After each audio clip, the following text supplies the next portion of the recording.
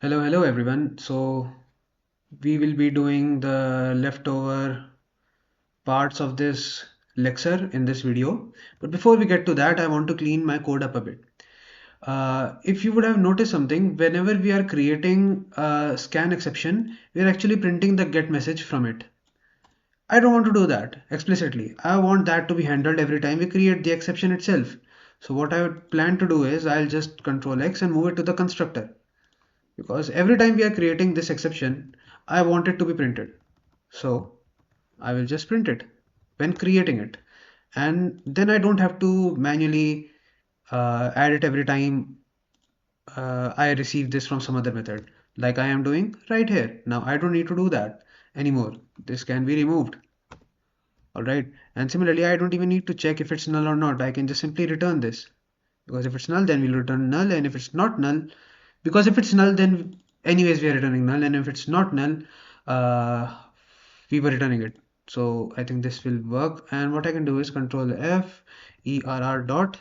Here we're printing it not required, and here we're printing it not required, and we can make these inline and inline. We do not have it anymore. So that was the first uh, refactor that I wanted to do.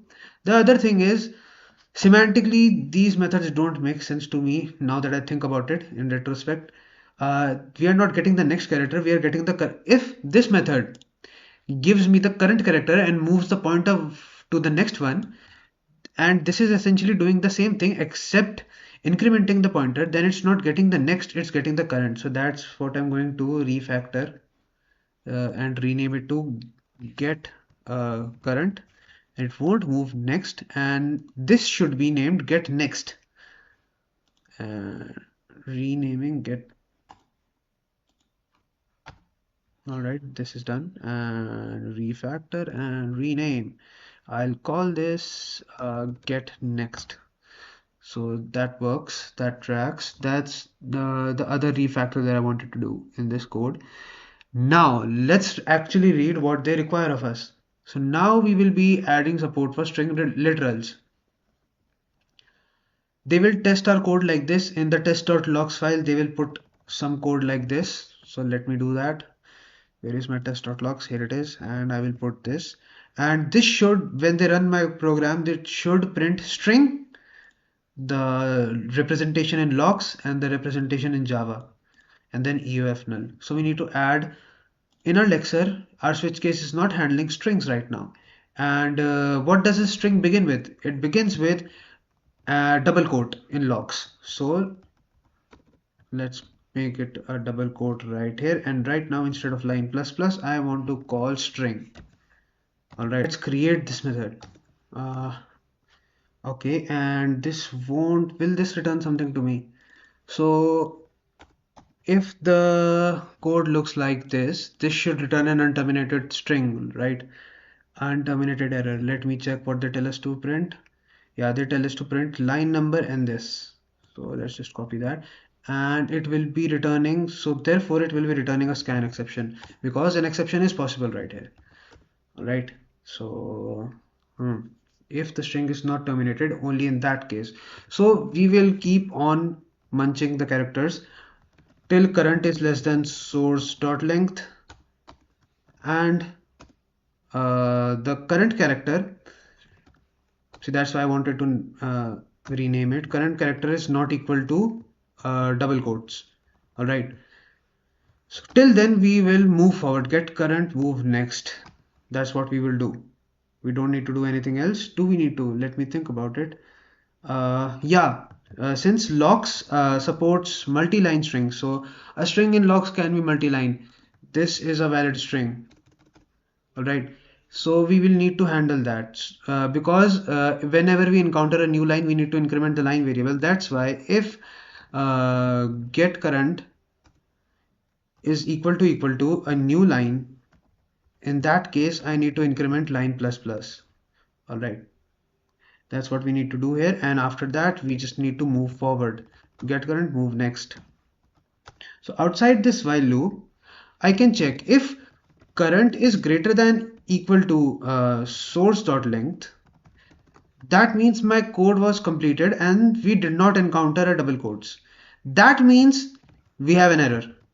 We have the error that we were talking about, and I can return it. So return new scan exception, and in this I will send the string that we just copied right here, but instead hard coding the line, I need to do this and plus and plus, and this will be line, right? All right. And if this was not the case, then we can uh, actually get the string out. All right, and that we can do with substring is equal to source dot substring, and we can do from uh, we have the start, right? This is exactly the reason we have start for, but we are adding a 1 to it and subtracting a -1 because start points to the foo and baz. So start is at the double quote actually, not f, and current is at this double quote and not actually at z. So even sorry, the c will be after the double quotes. All right, that's why we need to decrement one -1 from it, and that will give me the value. And after that, I can add a token. I need to add the token to, and it's of type string, and the value in Java is value. And if everything goes fine, the return if everything goes fine, the returned exception from it will be null. So I will check that in my switch case. So this method for me is returning the exception itself, right? So I can just return call string. That's it. That's all we need to do, and we can remove the break. All right, I think that should be it. Let's try. I can just run it, right?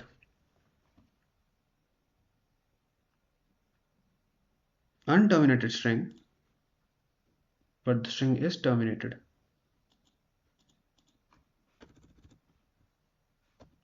Let me try. What is the issue? Fubaz. Okay, so there is an issue where in my this loop. Let me check that. Let me try to debug it. Uh, Here. Okay, so when the control comes here, what is current? Current should be 6. So source dot length. So what should be the case? If the reason.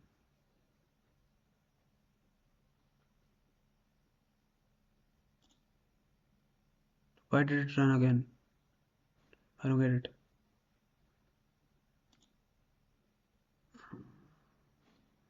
Wait a minute. Why did it run again? So control comes here. Right? This is fine. This is fine. This is fine. This is fine. So let's get out of the method. Step out and who calls this method? Let me put a right here. So the exception is null. What is the issue? I can put the start at current. Start 0 current. Okay.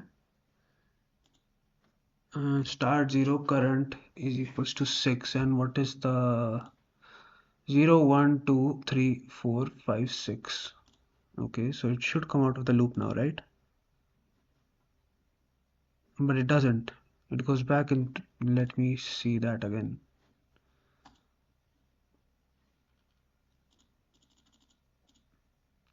Okay. And it comes here. Does it go back into the loop? Why? The value of current is 6 and source dot length is 0, 1, 2, 3, 4, 5, 6. Why does it go back into the start. Why? Current is 6 and source dot length. What is the length of the source? Let me print that. It is 6 only. What's the issue? Why does it go back in there? Length is 7. How? Uh, 1, 2, 3, 4, 5, 6, 7. Okay, so 7. Hmm.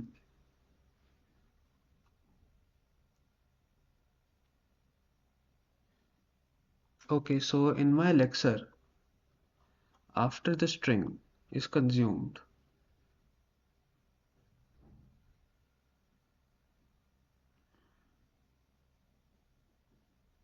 okay, so right here I'm missing something. I need to move the pointer forward one more time.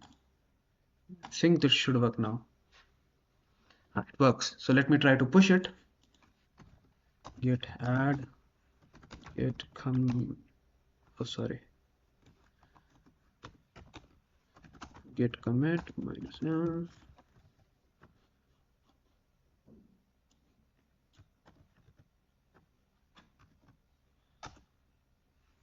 git push. Let's see if it works.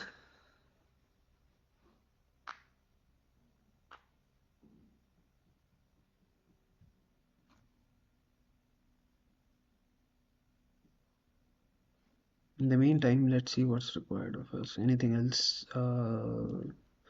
Unterminated string. The output matches the book. The lexeme field will contain the string's content, including the contains string content without quotes that we are handling. Logs doesn't support escape sequences within strings, so you can't include inside a string. Okay, I didn't think about that, but does it work or not? Why is it building so slow? Why are the CodeCrafters servers slow?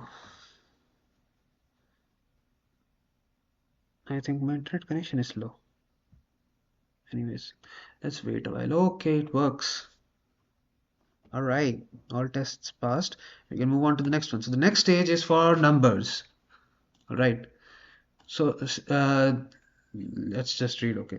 So for example, if test.logs contains 42, the tester will run your program like this, and it should print number 42 and the equivalent double object in Java, which is 42.0.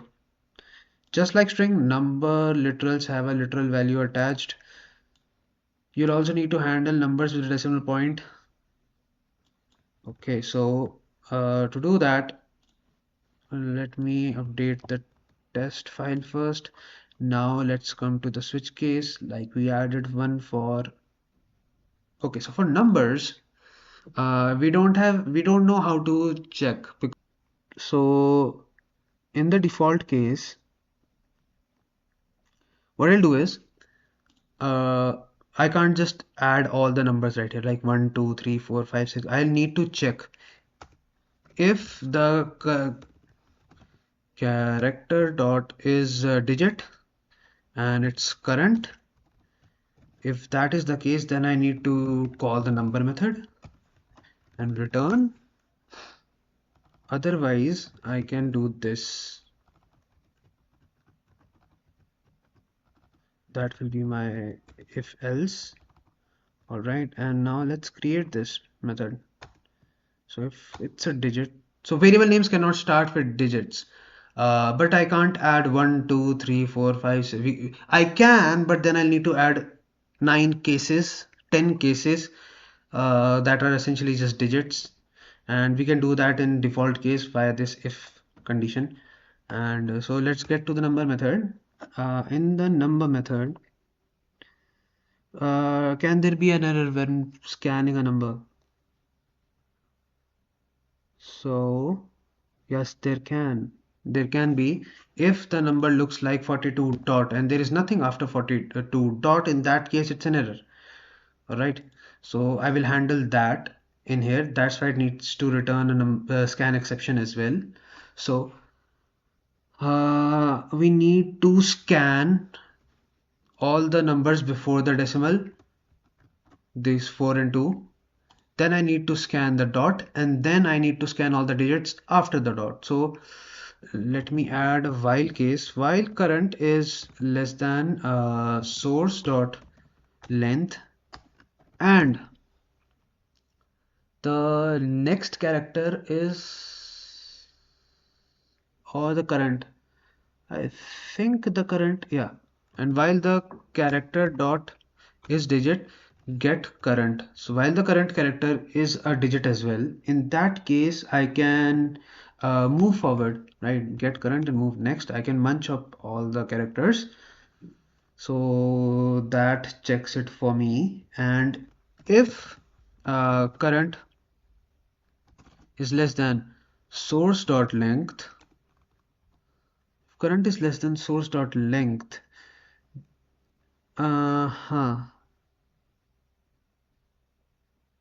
Okay. So while current is less than source dot length and uh,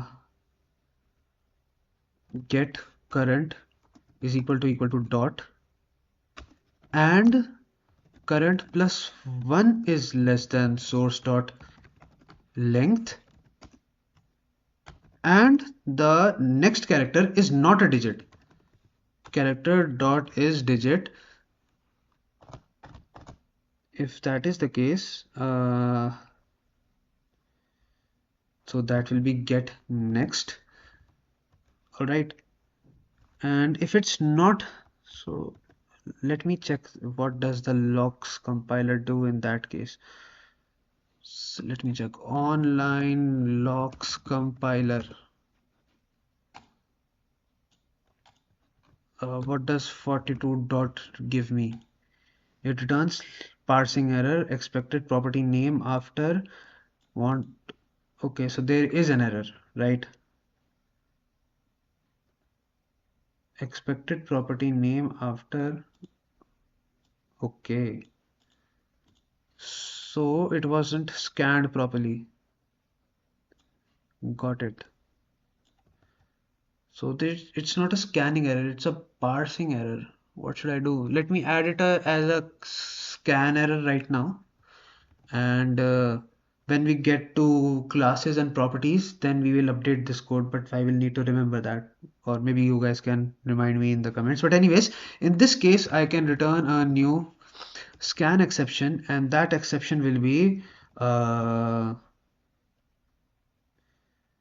let me just give expected property name after error and give it a line. So let's just copy this and paste, close it, and error expected property name after this. So all right, so that we throw this error when the next is not a number. It should have been the character after the dot is not a number, but if it is a number, in that case we need to munch up the digits after it as well, right? So essentially what we can do is uh, so if that is the case, I can munch up the dot, this munches up the dot, and this while loop again will munch up all the digits. All right, so let's just paste it here. So this should have let me check. Yeah, so I think this should do it. And right here what I can do is now that all the characters have been used up, what I can do is let me first, yeah, and I can get the string out of it. String number is source dot substring of start say current tak, and let me get the double object will be double dot parse double, and I can parse it in the number, and now I can add a token of type number, and the value will be the object we just now created. All right, so that will be it, I think. So let me try to run it. Missing return statement, return null. So why did it add a dot? Dot null. Why? I moved ahead. Okay, so I forgot to do it. I need to move it. But it should have no. So and is not else. Make it else if.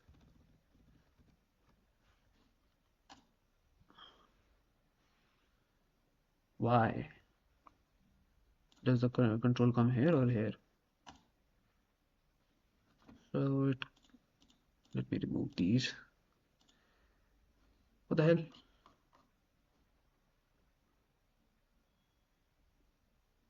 And current character is digit.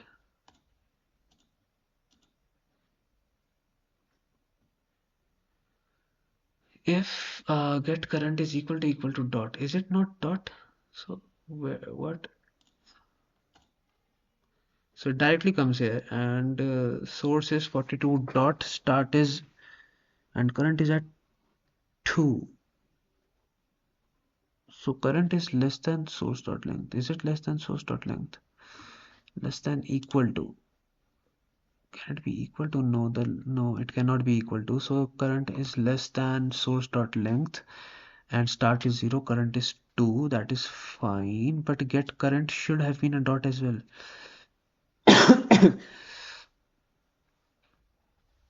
So okay, what I'll do is I need to refactor it. I figured it out. So what I'll do is I will create one if, and if this comes right here and in here, if this is the case, then I need to move forward anyways. So let me do that. And in here, if this happens to be the case,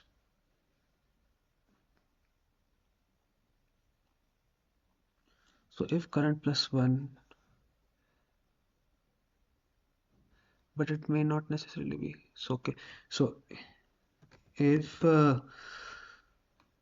current plus 1 is greater than equal to source dot length, so there is nothing after it, or there is something after it, but the something after it is not a number. If that is the case, in that case we throw this error.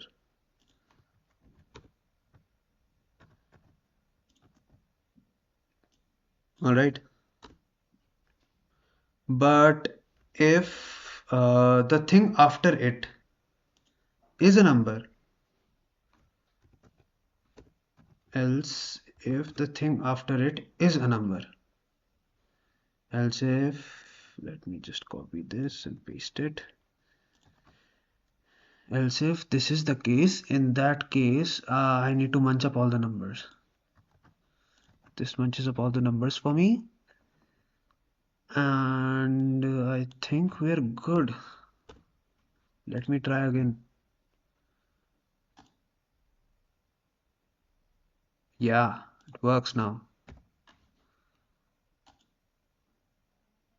Huh. It also throws an error for this. Why?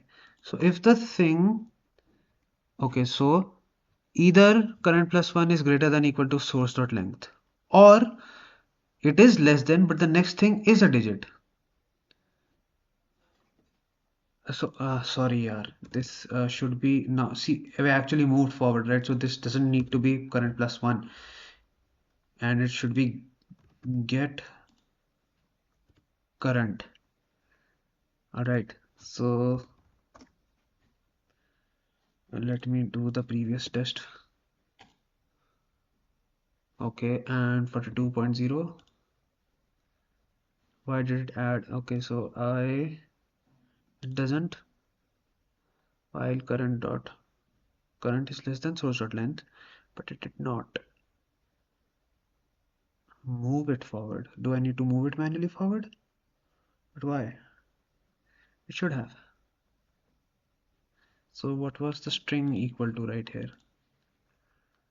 What is number equal to number? Okay, number is equal to 42 dot. So we have an issue. We are not parsing the 42, then dot. So while current is, okay, so again, this is not current plus 1. And it should be get current. My bad. Sorry, guys.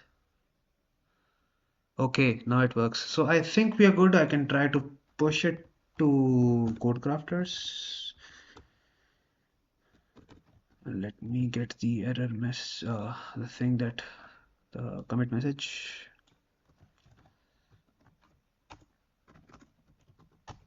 Git push.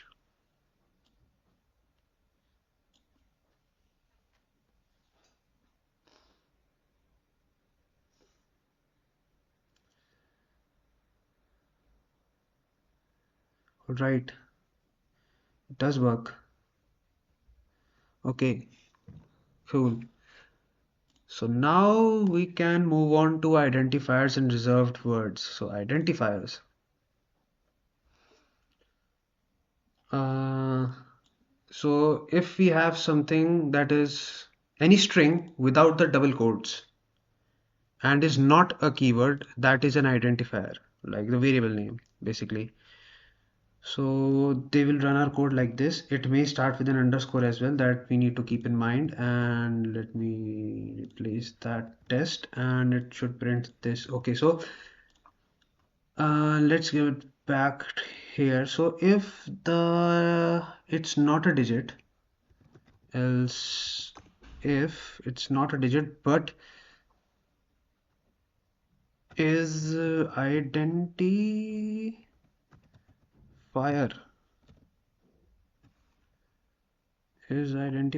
should I call it that, or should I call it is logs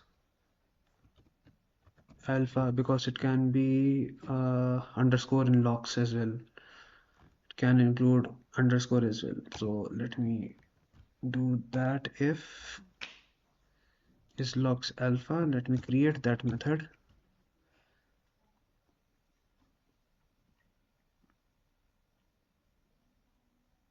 Okay, so it takes the current, I'll give it the current character, and it will do a series of checks on it.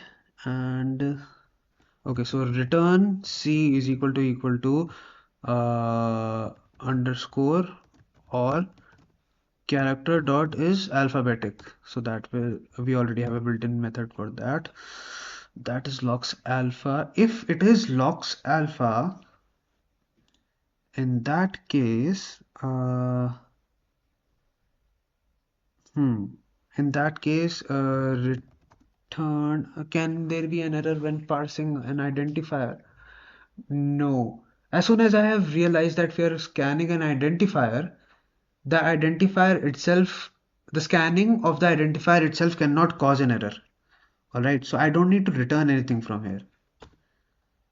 I will simply call the identifier method, and let me create that.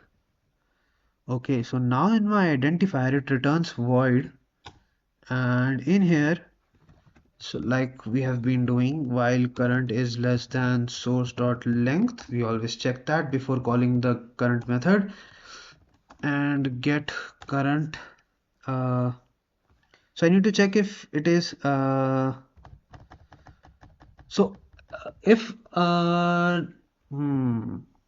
can these be numbers as well, right? So variable names can be numbers as well, right? Like var a1 equal to 1, like this. So it can be alphanumeric as well. So it can be numeric as well.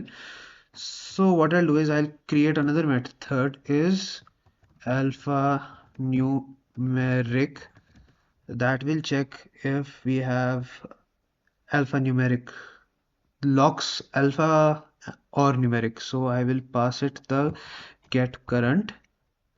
Alright, if that is the case, in that case we can move forward, and let me now create this method. It's logs alphanumeric. What it does is it return is logs alpha on current, or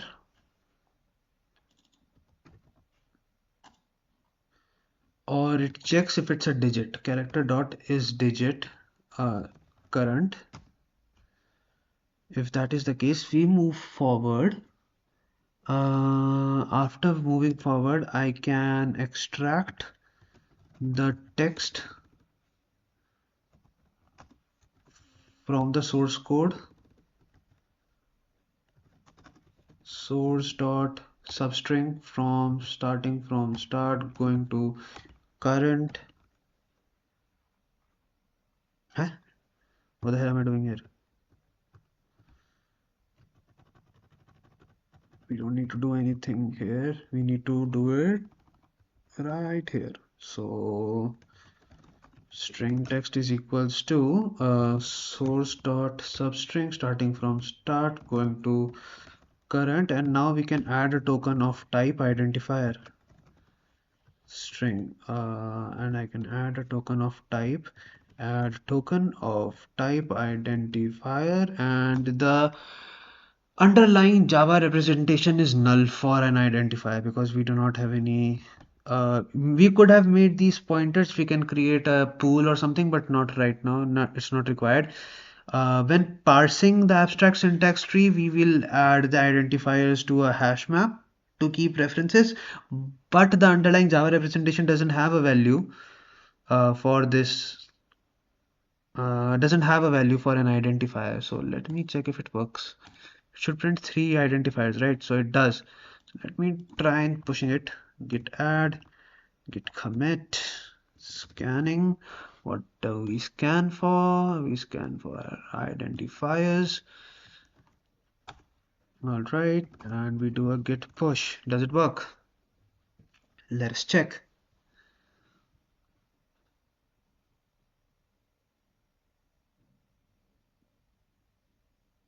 It works. So now we have something interesting. Now we get keywords. So we need some place to be able to store all the keywords. All right. And we need a class where we will store all these keywords. So let me do that. Let me add a class in my lexicon that holds all the keywords. So I'm going to call it keywords, and in here I will have a public static final map of string dot it should be of token type keywords equal to new hash map, and in here I'm going to give it values. I'm going to give it a put of and the token type it's going to have is of and. So let me do that. Import static token type dot star. All right, so that will add the and keyword to my map of keywords, and it will return the token type for it. And so similarly we need to add all these. So what you can do is you can copy and paste. These are all the keywords that are required of us, but I've added some others because we are going to add it in our language, even though they do not ask us to. We are going to add break and continue to our language. They don't give us break and continue, but I will add it. So that's it for all the keywords. I'm putting just these values in my hash map, and now what I can do is token type. So essentially we don't know when we are scanning word, we don't know if it's an identifier or a keyword. All right, so to be able to, so whenever we scan an identifier, it may be a keyword. So what I'll do in my code is I'll just check, is it a keyword? And if it is a keyword, I will get its type from the hash map field just created. Keywords dot get or default text. So if it is in the hash map, then I will get the type, and if it is not, I am defaulting to identifier. And when adding to my list of tokens, I will add this type, And that is all the code that's required of us. Let me run it and show you the result. See, it works. So let me try and push it now.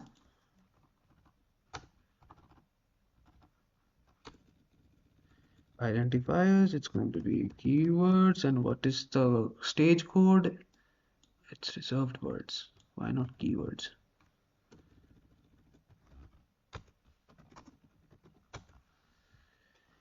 Does it work? Let us see.